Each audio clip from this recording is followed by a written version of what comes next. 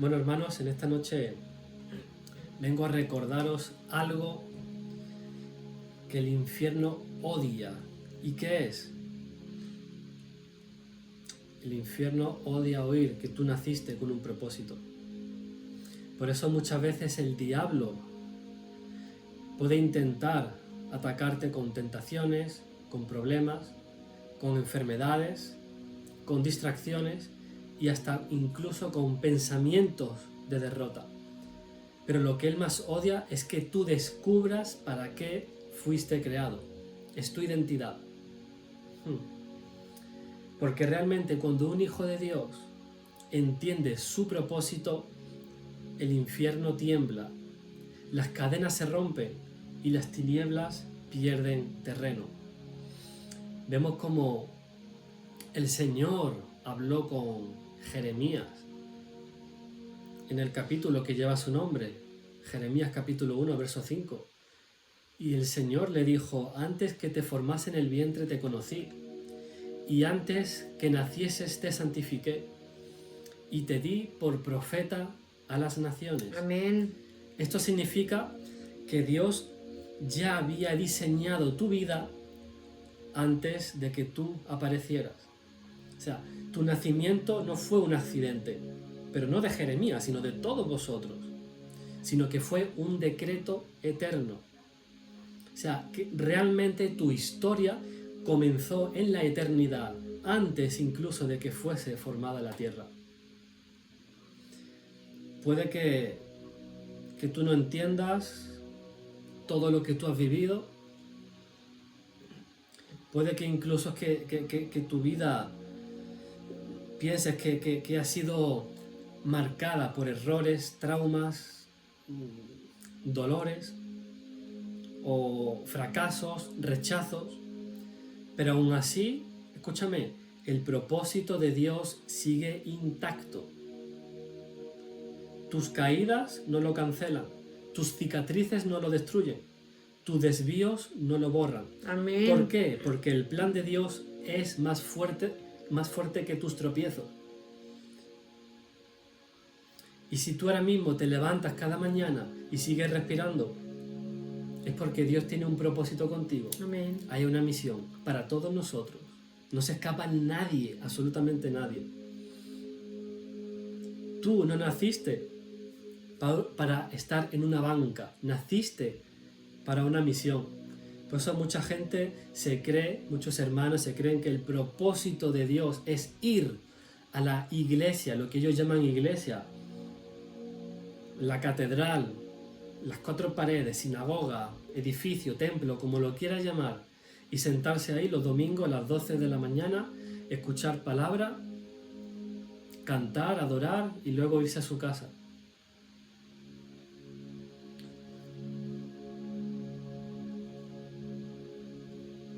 Sentarse en la banca no es propósito, es entrenamiento. Escúchame bien. Al igual que también vosotros que estáis aquí, y nosotros también hemos sido y seguimos siendo entrenados, vosotros también sois entrenados, pero con un propósito. Porque el reino de Dios no se edifica con espectadores, sino con guerreros. Amén. ¿Estáis ahí? Con protagonistas. Imaginaros como si yo ahora, nosotros vivimos a 5 minutos, hay un campo de fútbol, literalmente un campo de fútbol enorme, enorme. Y hay un polideportivo, y es como si yo ahora, pues no sé, voy allí, que hace años, décadas que no toco un balón, y me pongo a jugar al fútbol, y de repente vienen estos, como, no sé cómo se llama, la gente que vienen a revisar. Ojeadores. Sí, los grandes, ¿no? Que vienen a mirar a ver cómo juegan para ficharlos, ¿no? Y ahora de repente, pues no sé, me ven a mí con el balón y dice: ¡buah! Vamos a fichar a Rubén, no sé, un club. Ahora mismo yo estoy perdido con el fútbol, pero no sé si ahora mismo el más fuerte es el Barcelona, el Madrid, aunque nunca me ha gustado el Madrid, pero bueno. Supongamos que es el Arsenal o el Manchester United o el Paris Saint-Germain. Me dice: wow, vamos a fichar a Rubén, porque juega, o sea, toca el balón y hace magia con el balón. Y ahora supongamos que me ficha este club, el Paris Saint-Germain. Y ahora yo cojo, me pongo mi camiseta, me pongo mi pantalón, me pongo mis botas, toda la equipación, me pongo a entrenar con el equipo y ahora yo me siento en el banquillo, pero nunca juego, nunca salgo al campo. Y me quedo ahí aburrido con la mano así. ¿De qué sirve, verdad? Si Cristo es el entrenador, no me llamó para calentar un banquillo, sino para jugar y ganar almas. Y aquí me tenéis.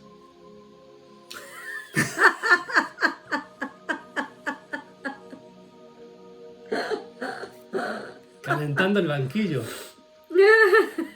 Amplía la cara.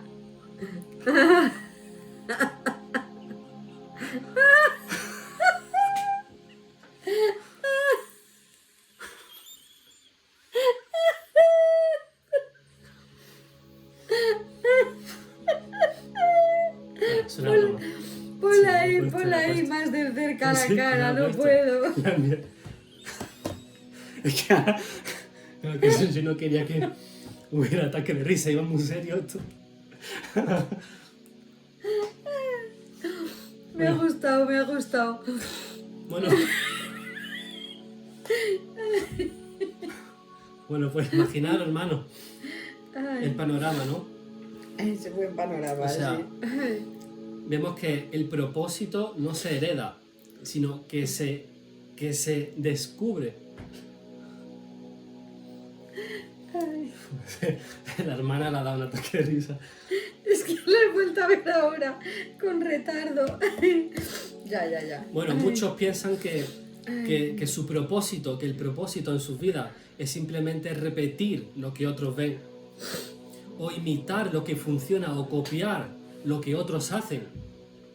Pues mira, este hermano, esta hermana salen en TikTok, yo voy a copiarlo, voy a hacerlo así. Mira cómo funciona la estratégica. Qué bueno. Pero el propósito no se transmite como una tradición, ni se hereda como una así es. herencia humana. El propósito se descubre en la intimidad con Dios. Amén. Tu vida no es copia y pega. Tú no eres un clon, hermano, hermana. Tú eres Amén. un diseño único del Creador. Original. O sea, el cielo no hace como ahora, ¿no? Que han sacado los iPhone 17 Pro, tal, o sea, los nuevos, que es como una fábrica, ¿no? El cielo no hace reproducciones en serie. Él hace obras maestras, irrepetibles.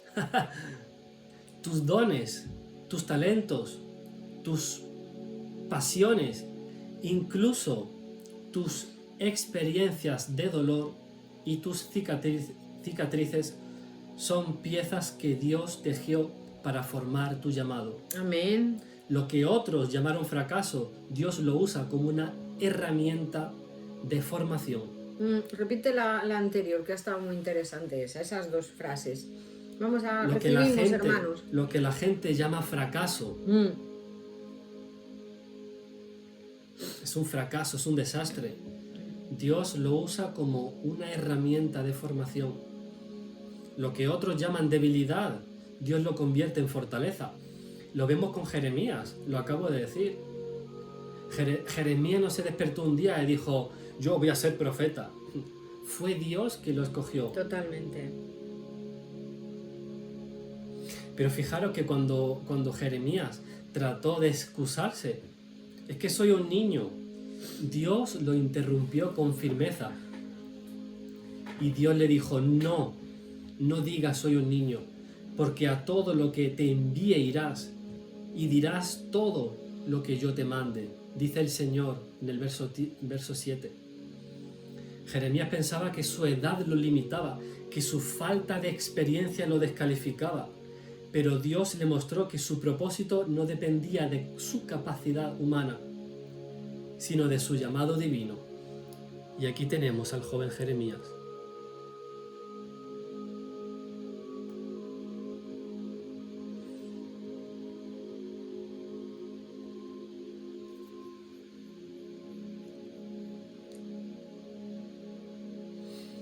¿Eso qué quiere decir? Significa que el propósito de Dios no se anula por tu inseguridad, no se detiene tampoco por tu edad, Da igual la edad que tenga 10, 12, tenga 70, 80 años, no importa. Amén. Y tampoco se apaga por lo que otros piensen de ti. Porque cuando Él te llama, Él también te respalda. Amén. Amén. Cuando Él te envía, te abre puertas.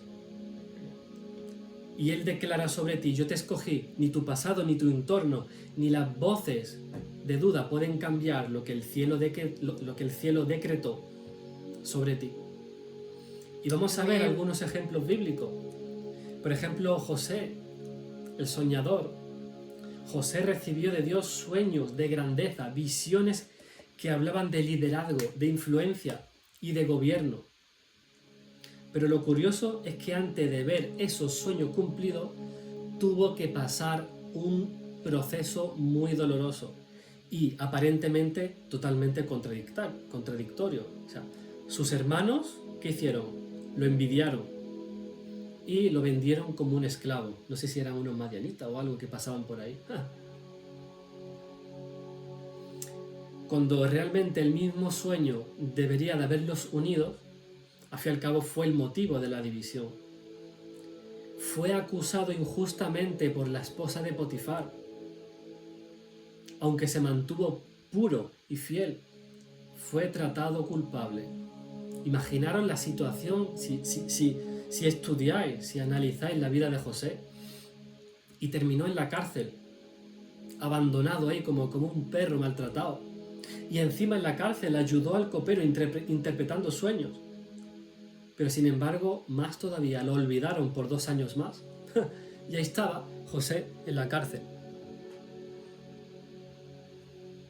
abandonado, diciendo, ¿qué es esto, Señor? ¿Dónde estás tú, Señor? ¿Dónde estás? Estoy abandonado, solo. O sea, la injusticia lo rodeaba todos los días. O sea, a los ojos humanos parecía que cada paso que él daba lo alejaba más de su propósito. Pero fijaros que en realidad cada herida, cada traición, cada injusticia lo estaba acercando más al plan divino. Y como dice Génesis capítulo 50, el verso 20, dice, vosotros pensasteis mal contra mí, mas Dios lo encaminó a bien, para hacer lo que vemos hoy, para mantener en vida a mucho pueblo. Lo que parecía una tragedia fue en realidad entrenamiento. Lo que parecía un retroceso era parte del plan de Dios. Amén, qué bueno. José entendió que su propósito no era sentarse en un trono para sentirse grande, sino usar su posición para salvar a naciones enteras en tiempo de hambre. Hay un tipo de Cristo aquí que salva. No sé si podéis verlo. El sufrimiento y todos los años que él pasó de espera, de no entender, de frustración, fue el caldo de cultivo, ¿no? La formación. Para luego salvar. Ahí está Cristo detrás, ¿no lo veis? ¿Veis a Jesús? El dolor de hoy puede ser la plataforma del propósito para mañana. Lo vemos en José. No sé, hermano, hermana, la traición que sufriste es parte del empuje también hacia tu destino. Amén. La injusticia que tú lloraste es la escuela donde Dios forjó tu carácter. Amén. Las lágrimas que derramaste son la semilla de la autoridad que tú tendrás mañana.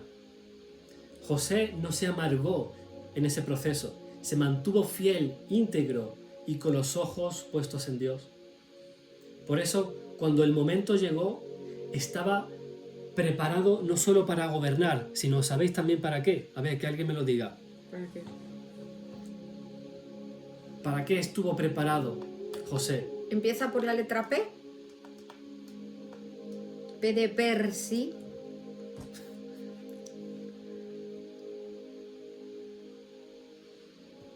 ¿Para qué estuvo listo? Ahí está, lo ha dicho Carlos, para perdonar. Y aquí lo tenéis, con sus hermanos. Dice Paqui, para reconciliarse con su familia. Exacto, Paqui. Ahí está. Ahora sí estaba preparado José. Después de tanto dolor, tanto sufrimiento, esa herida, esa marca que le dejó.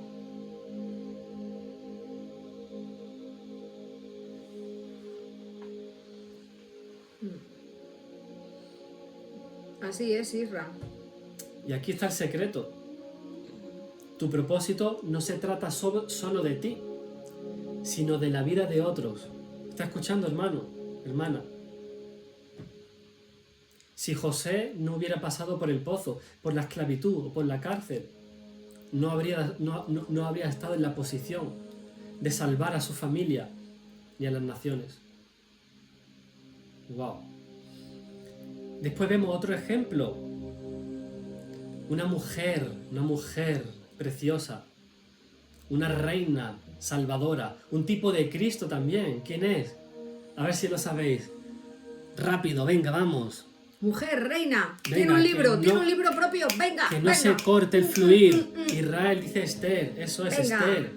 Esther llegó al palacio sin buscarlo.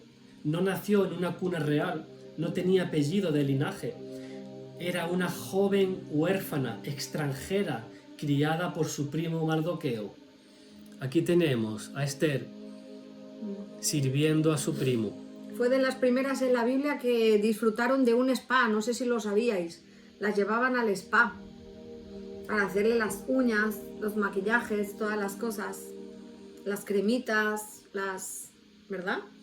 Con todas las mujeres ahí al spa. Desde la mirada o desde el punto de vista humano, parecía que no tenía nada especial, pero Dios ya había marcado su historia. Por su belleza y su gracia, el rey Asuero la escogió como reina.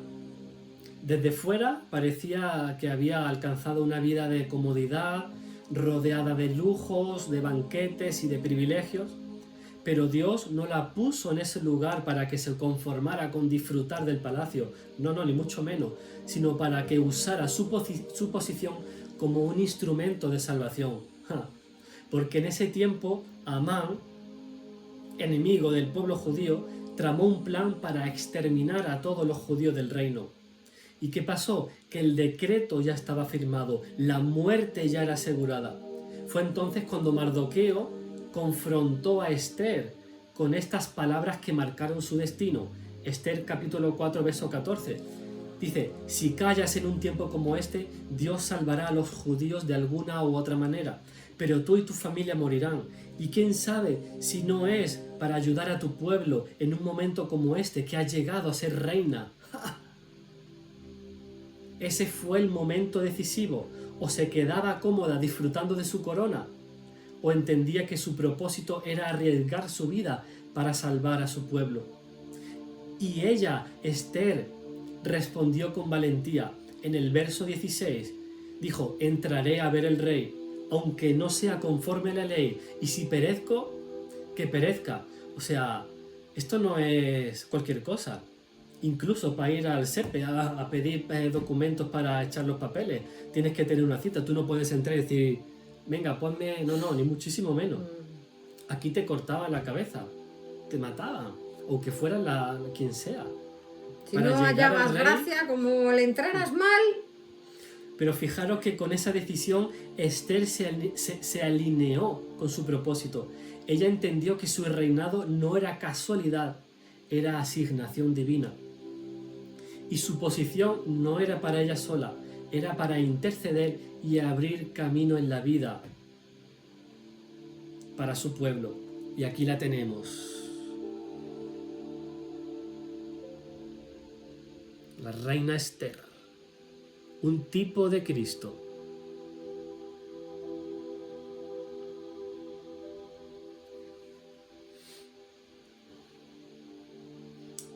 Aquí hay una verdad muy poderosa, que tu propósito siempre trasciende de tu comodidad.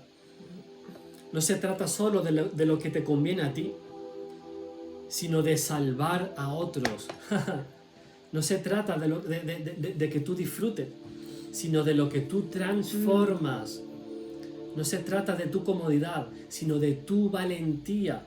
Amén. Esther nos enseña que hay momentos en la vida donde el silencio es una traición y la comodidad es un enemigo.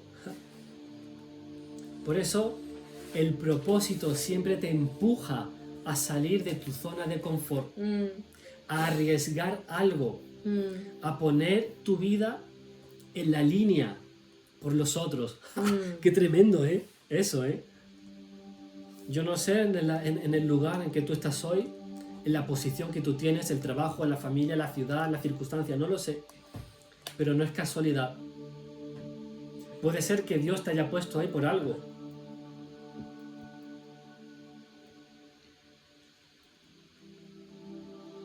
No lo sé, o Dios te está llamando a salir de donde estás, de tu casa, de tu comodidad. O estás pasando por pruebas demasiado duras y dices, ¿por qué? ¿Para qué tengo que pasar por todo esto si no puedo ni con ello, ¿no? ¿Cuántos se encuentran en esa situación hoy?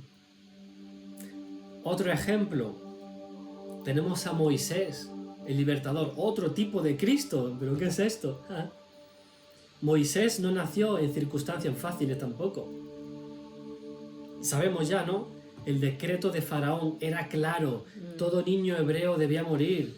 O sea, humanamente su vida estaba sentenciada desde la cuna. Pero lo que Faraón no sabía era que ningún decreto humano puede cancelar el decreto divino. Porque lo que el Señor abre, nadie puede cerrarlo. Amén. Su madre lo escondió por 3 meses. Y guiada por fe y por sabiduría, lo colocó en una cesta sobre el rey Nilo. Y fue allí donde la hija del faraón lo encontró. Muy fuerte eso. Y lo adoptó. ¿Y quién lo cuidó al final? Pero lo más curioso es que en esa época un fotógrafo y un reportero del National Geographic estuvo allí justo. capturó esta fotografía.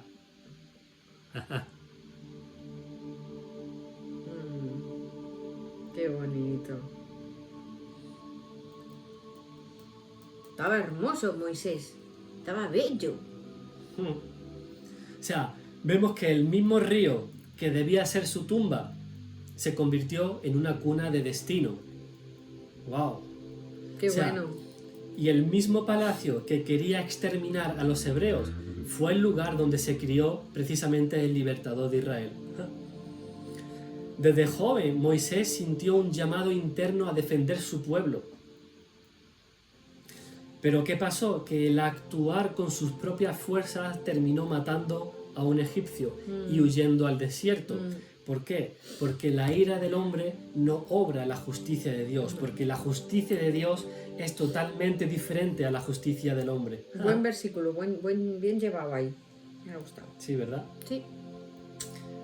Moisés durante 40 años parecía que su propósito había quedado en pausa. Pastoreaba ovejas, escondido, totalmente olvidado. Eso ya ha quedado en la historia. Lo de Egipto, no, eso ya fue pasado, ya ni me acuerdo. Y en Éxodo capítulo 3, verso 10, dice, ven por tanto ahora y te enviaré a Faraón, dijo el Señor, para que saques de Egipto mi pueblo, los hijos de Israel. Pero si no sé hablar, Señor.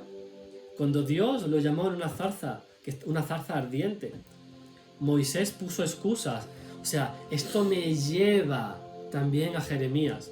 ¿Quién soy yo para ir a Faraón? Si soy torpe de lengua, no me van a creer. Soy joven. Pero Dios le respondió, con mucho poder, yo estaré contigo. Y eso era suficiente. Gedeón también puso excusas. Ahí tenemos. Soy muy alto, soy muy bajo, soy muy delgado, soy muy gordito. Hoy estoy muy gráfico, ¿eh? Hoy estás muy gráfico, la verdad que sí. Somos muy visuales. Desde que me fichó el Paris Saint-Germain. O sea, Moisés entendió que su propósito no dependía de su capacidad, sino de la presencia de Dios. Amén, amén. Por eso, con su vara en la mano, enfrentó al imperio más poderoso de la tierra y vio como el poder de Dios humillaba a los dioses de Egipto. Vemos que el propósito de Moisés no era pastorear ovejas, sino liberar a una nación. No era quedarse cómodo en el desierto, sino abrir un camino hacia la tierra prometida. Amén. Y aquí hay una verdad para nosotros también. Tu propósito siempre te saca del anonimato para cumplir una asignación mayor de la que tú te imaginabas. Qué bueno. Lo que parecía para Moisés una etapa de olvido allí en Madián era el entrenamiento para pastorear a millones de personas en el desierto.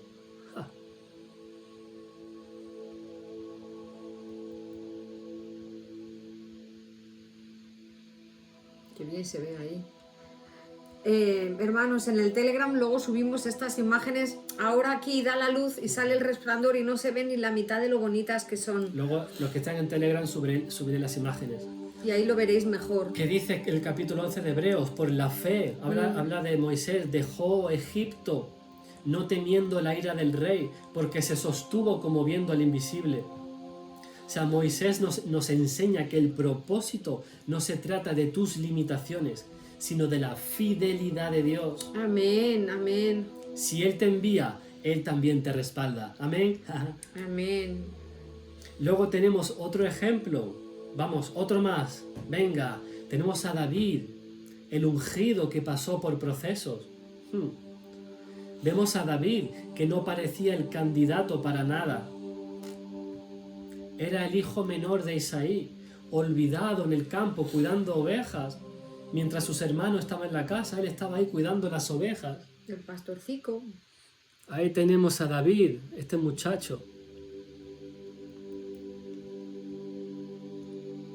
Pastoreando las ovejas.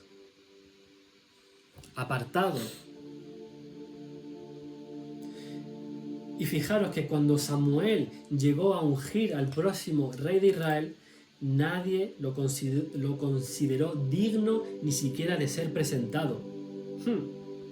Pero Dios ya lo había visto. Y yo quiero que me digáis ese versículo tan famoso que dice que el hombre mira lo que está. A ver, que alguien me lo diga. Que mira el hombre. Ni siquiera Samuel, ojo. Samuel era profeta, pero también era vidente. Que normalmente los profetas y los videntes son dos asignaciones diferentes. Pero no, Samuel era profeta y vidente, tremendo profeta. Y ni siquiera él supo discernir. No lo vio con los ojicos de ver ni con los otros. ¿Qué mira el hombre? Está en primera de... Samuel 16:7. Porque El hombre Señor... mira lo que está delante de sus ojos. Exacto. Pero el Señor mira el corazón. Eso es, Carlos, Mica, así es. En lo secreto, ahí en el campo, David aprendió a adorar, a usar la onda, a depender de Dios. Y lo que parecía un trabajo insignificante era la escuela de formación para el propósito. Amén. Ahí estaba solo, con las ovejas, mató leones, osos, sin público, sin aplausos. Dios lo estaba entrenando en privado para que un día se enfrentara a Goliat en público. Y cuando se apareció, cuando se presentó David ante el gigante, todos lo subestimaron, sus hermanos lo menospreciaron, lo rechazaron. Saúl dudó y el mismo Goliat se burló. Pero David sabía que su propósito no dependía de la opinión de la gente, sino de la unción que él portaba. Por eso, él le dijo a ese grandote, a ese pedazo de animal: tú vienes a mí con espada, con lanza y con jabalina, pero yo vengo... mas yo vengo ¿cómo? En el nombre del Señor de los ejércitos. Y con una piedra derribó al gigante. Y ese fue el comienzo de su ascenso. ¡Wow! Qué chula esa. Toma ya, qué imagen. Hermanos, esto no difiere en nada a la realidad, ¿eh? O sea, era un gigante de la raza de Anak. O sea, ahí estaba la descendencia, el linaje de la serpiente. Exacto. Los gigantes. Era de otra raza. Era como si fuera un mutante. Total. Y aquí viene la clave, hermanos. Aunque fue ungido como rey, no tomó el trono de inmediato. Tuvo que esperar años pasar por persecuciones, vivir en cuevas, huir del rey Saúl. Fue despreciado, calumniado, fue traicionado. O sea, proféticamente esto a nosotros nos enseña que el hecho de que hayas sido ungido no significa que tu propósito se cumpla ya, de inmediato. La unción es la confirmación, pero el proceso es la preparación. Y ahí esto nos lleva al Salmo 78, cuando habla y dice: eligió a David su siervo, lo tomó del rebaño de las ovejas para apacentar a Jacob su pueblo. David entendió que su propósito no era solo tener una corona, sino pastorear corazones, guiar a un pueblo, establecer la adoración en Israel. ¿Veis cómo la cadena va siguiendo? Con Esther, con Moisés, con David. El propósito de Dios siempre pasa por procesos. Primero te unge, luego te procesa y después te posiciona. Te envía. Y cuando llega el tiempo, nadie puede detener lo que Dios determinó. ¡Ja! Amén. Amén. Y por último, el último ejemplo. Vamos a ver ya el último ejemplo porque me estoy alargando mucho. Vemos a Saulo, el apóstol de las naciones. Pablo, conocido primero como Saulo, parecía el último candidato para ser un instrumento de Dios. ¿Por qué? Porque él era un perseguidor de la iglesia, alguien que buscaba destruir el plan de Dios en la tierra, arrestando y persiguiendo a los creyentes. Su pasado era oscuro, su reputación era terrible, su historia humana parecía un obstáculo, o sea, era tremendo. Pero ¿qué pasó? Que tuvo un encuentro con Dios. Qué bonito. Tuvo un encuentro con Jesús, y ahí lo relata en el capítulo 9 de Hechos. Jesús le dijo: Saulo, Saulo, Saulo, ¿por qué me persigues? Y Saulo le preguntó: ¿quién eres, Señor? No te conozco, a ver, dime. Y la respuesta fue clara: yo soy Jesús, a quien tú persigues. Levántate y entra en la ciudad y te diré lo que debes hacer. Porque Saúl cayó al suelo. De tanta gloria, había una luz tan fuerte que cayó al suelo y se quedó ciego, literalmente. La gente tuvieron que ayudarle. No vio nada, no podía ver absolutamente nada. ¿Y sabéis qué pasó en ese instante? Que Saulo murió. Literalmente, Saulo murió. Murió en su vida antigua y nació Pablo, el apóstol de los gentiles. Y él dijo: yo he muerto ya. Mi vida está escondida juntamente con Cristo. Mi vida no sirve de nada. ¡Wow! Amén. Esto es tremendo, hermanos. Si nosotros pudiésemos llegar a entender eso. Y Dios convirtió su pasado oscuro en una plataforma para un ministerio mundial. Porque Pablo no solo predicó a judíos, sino que llevó el evangelio a los gentiles. Fundó iglesias, estableció cartas que se convirtieron en parte del Nuevo Testamento en la Biblia y transformó culturas enteras. Su vida demuestra que el llamado de Dios no se cancela por tu pasado, por tus pecados o por tus errores. Porque él mismo escribió y le dijo a los filipenses: olvidando ciertamente lo que queda atrás y extendiéndome a lo que está por delante, prosigo a la meta, el premio del supremo llamamiento de Dios en Cristo Jesús. Amén. ¡Wow! O sea, aquí proféticamente Pablo nos enseña que tu historia no determina tu destino. Tu llamado sí. Dios puede convertir tus persecuciones en un ministerio grandísimo. Y que la unción de Dios puede borrar tu pasado y abrir puertas que parecían imposibles. Pablo pasó por prisiones, naufragios, enfermedades, rechazos, pero nunca perdió de vista su propósito.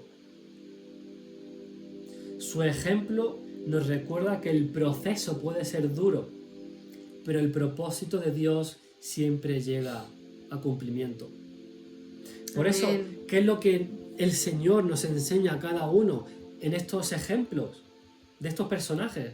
Jeremías fue llamado antes de nacer. José, fue procesado para gobernar. Esther, valiente para salvar. Moisés, entrenado para liberar. David, ungido, pero antes probado. Y Pablo, transformado para alcanzar naciones. Cada uno de estos nos muestra una verdad, que el propósito de Dios no depende de tus circunstancias, sino de su llamado y de su fidelidad. Y hoy, hermano, tú que estás aquí, que me estás escuchando, tu propósito también está vigente y está activo, aunque tú todavía estés en el proceso. Ahora, ¿cómo puedo yo descubrir mi propósito? Rubén, a ver, dime, ¿qué puedo hacer para descubrir este propósito? No basta solamente con escuchar esto, a ver, ¿qué hago? Algo aplicativo. Número 1, presencia. La presencia de Dios. Busca la presencia de Dios. La visión viene en la oración. Número 2, tu diseño personal. Míralo, tus dones. Tus dones revelan también tu misión. Búscalo, anhélalos, deséalos. Ahí está en Romanos capítulo 12, verso 6. El que tiene el don de esto, que lo haga, el tal, ¿sabe? Número 3, también la fe en acción. El propósito no se descubre sentado, se activa caminando. Está escrito que por la fe Abraham, cuando fue llamado para ir al lugar que iba a recibir como herencia, obedeció sin salir a donde iba. Y fue. Número 4, servicio. Jesús dijo, el que quiera ser superior a los demás, debe servir a los demás. El que sirve es el mayor, ¿lo sabíais? Y luego, número 5, obediencia radical. Isaías dijo, henme aquí, envíame a mí. El mayor peligro no es fracasar, sino vivir sin propósito. Y el diablo quiere mantenerte entretenido, pasivo, dormido, porque sabe el potencial que hay en ti. Por eso el cielo te llama hoy a levantarte, a descubrir por qué estás respirando hoy, porque aún tienes vida. Amén. Entonces, a los que sienten aquí, los que están aquí, sienten que no valen nada, Dios te dice que te conocí. Yo te conocí antes de que tú nacieras. A los que fueron traicionados como José, Dios va a usar esa traición para abrirte puertas. Amén. A los que viven cómodos en un palacio como Esther, están acomodados. El cielo te dice, es tiempo de arriesgarte por otras personas. Amén. Dejar la comodidad. A los que huyeron con Moisés, porque él huyó, el fuego volverá a encontrarte. ¿Lo entendéis? El fuego de la zarza y luego ese monte lleno de fuego de la presencia de Dios. A los que sienten que nadie los reconoce como David, Dios ya te escogió. Y a las personas, a los que tengan un pasado oscuro como Pablo, tu historia será un testimonio que rompa cadenas y cambie la historia también. Tu propósito no es un asiento cómodo, es una misión. Por Amén. eso el diablo teme. El diablo teme a la gente de propósito.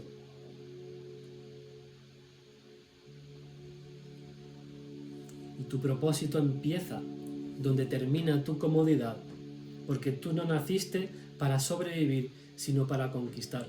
Amén. Así que, hermano, hermana, tú no eres el relleno de una historia, eres el protagonista del reino.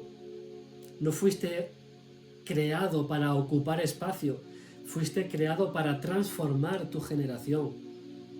No naciste para quedarte sentado, naciste para ser enviado con poder. Amén. Levántate como Jeremías, avanza como José, arriesga como Esther, libera como Moisés, pelea como David y predica como Pablo. Porque tu vida Amén. no es casualidad, es un propósito eterno de Dios para ti. En el nombre de Jesús. Amén. ¿Alguien está aquí?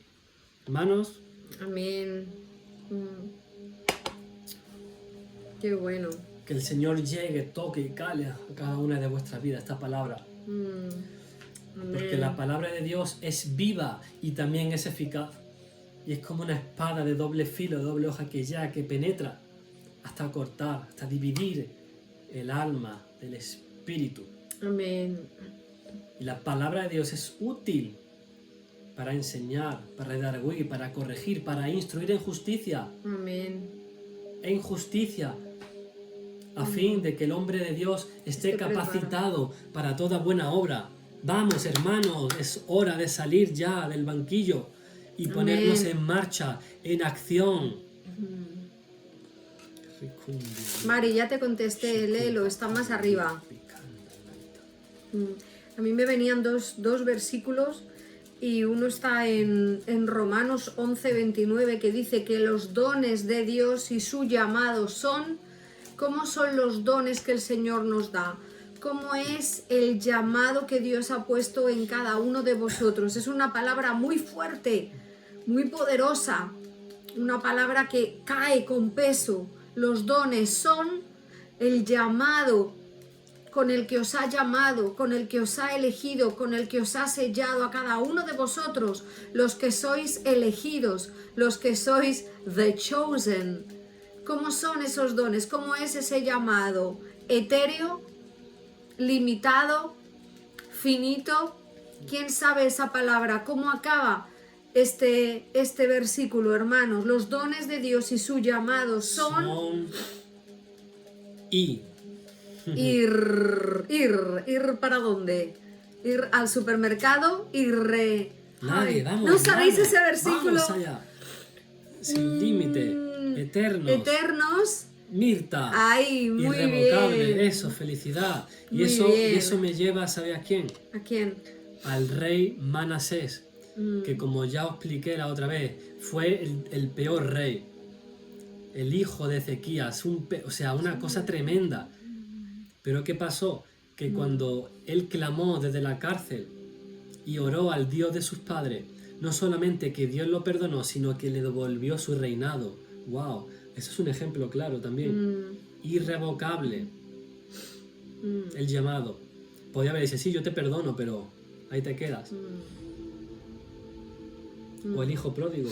Y hay otro versículo muy interesante en 2 de Timoteo 1:9 que dice, pues Dios nos salvó y nos llamó, nos eligió, nos llamó a una vida santa, no por nuestras propias obras, sino por su determinación y gracia. Nos concedió este favor en Cristo Jesús antes del comienzo del tiempo,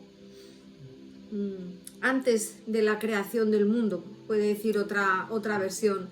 Gracias, Paqui, y todos los que habéis dejado los regalitos.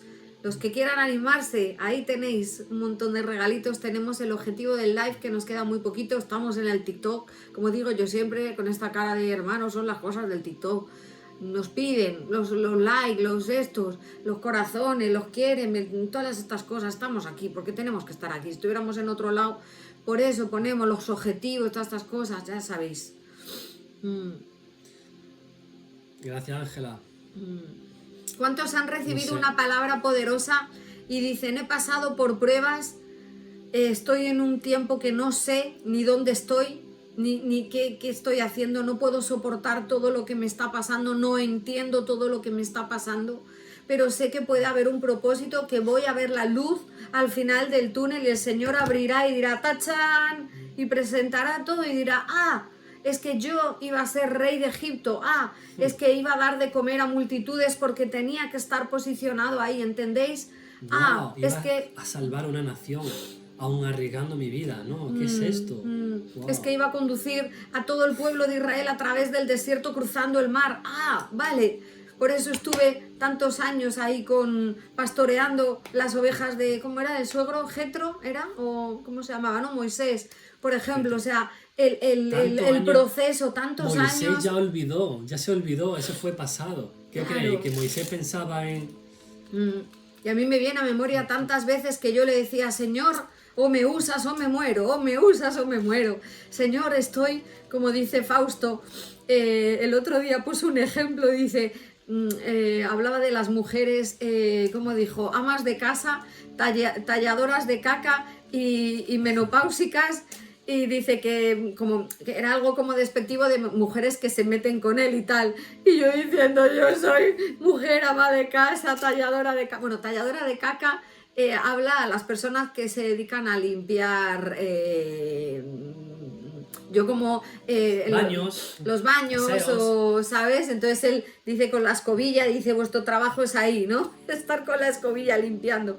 Y yo cuando escuché la primera vez que Fausto decía las talladoras, los talladores de caca, yo decía, Señor, yo no quiero ser una talladora de caca. Y el otro día decía eso, digo, mira, digo, soy perimenopáusica, esto y lo estoy diciendo, pero el Señor me usa igual. Digo, ya no soy talladora de caca.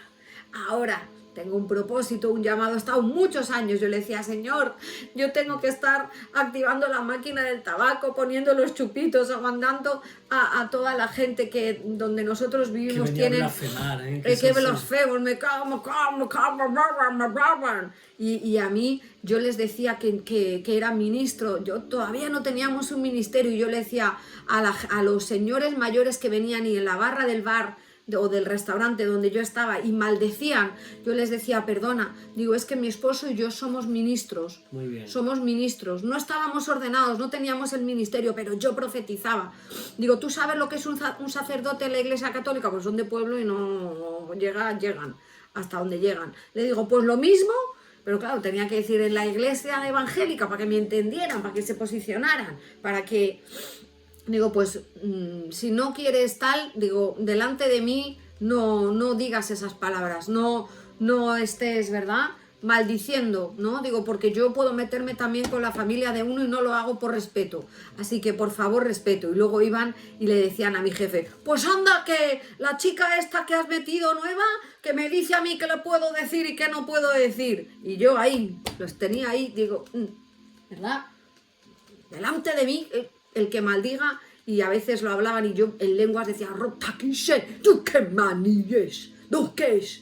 Y yo estaba ahí sirviendo y poniendo y les hablaba en lenguas y les decía, te callas esa boca en el nombre de Jesús, no maldigas al Dios que yo sirvo, ¿eh? Así profetizaba yo. ¿Y cuántos años he estado frustrada y diciendo, Señor, Señor, yo quiero servirte? ¿Y qué estoy haciendo aquí hasta las tantas de la mañana, limpiando y recogiendo? Y el Señor decía, limpia un poco más. Bueno, ¿cuántos de los hermanos que estáis aquí vais a decir, voy a salir del banquillo y voy a entrar en acción, ya que mi Señor me ha fichado para su club? Amén, amén. ¿Quién? O sea, es una pregunta, ¿eh? O sea, no es... Yo lo tengo bien claro. Yo ya estoy en el punto de soy un ministro, una ministro del Señor. Esto no fue que ayer se me ocurrió decir esto y yo, no, fue mucho tiempo. Rocío dice yo, muy bien. ¿Quién más? Y sabéis que nuestro llamado, lo que más repetimos aquí es la justicia y el... ¿Quién más? Venga, Laura. Muy bien, Ángela. Muy bien, Ángela. Decláralo. Muy bien, Mica. Ana. Muy bien. Vamos, alguien más. Venga. Ana, bienvenida, que no te conocemos. ¿Desde dónde nos ves? Paloma, mi mamá también. Venga, vamos Mica, a salir del banquillo. En Córdoba, Argentina también. ¿Quién más? Carmen, desde ¿cómo se llama? Ay, no me acuerdo el sitio de... Carmen es... Sí, de Cádiz, pero me acuerdo. Sí. Felicidad también. Muy bien, Rocío. Así es.